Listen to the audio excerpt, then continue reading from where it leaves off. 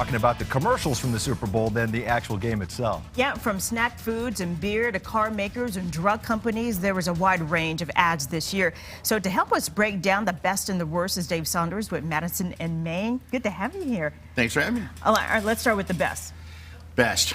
I like the Heinz ad. I thought that thing was great. You've got wiener dogs dressed up like hot dogs, and they're running through a field, and they're going towards the product that they love, which is the ketchup and mustard, you know, the perfect pair. And when they finally meet each other, they really just fall in love. I think it made a good point of matching what they were selling. You know what I mean? The condiments for wieners. Yes. One of the best ads because there's product integration, as we like to say.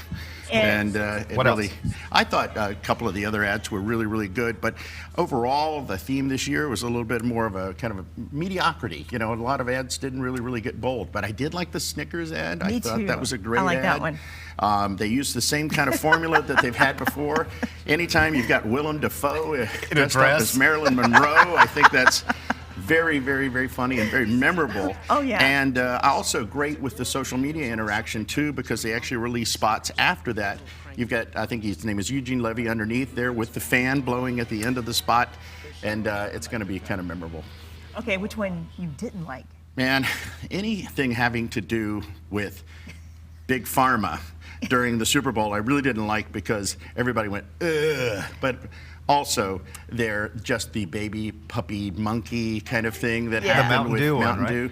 Really big among their target demographic, which must have been about 6 or 7 year olds. But my 6-year-old loved it. Exactly. I saw some young folks at that liked it. The rest of the people at the party were going, what?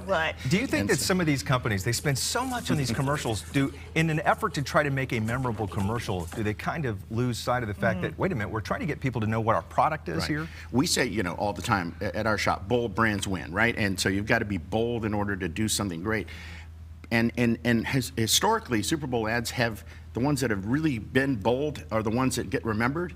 This year, not so much. I think the field was a little bit bland this year. And real quick, last year the commercials made me cry, but not this time. Not as sentimental. Usually we always shed a tear for the Clydesdales, and I think Budweiser really kind of dropped the ball this year. I didn't think that ad was particularly good.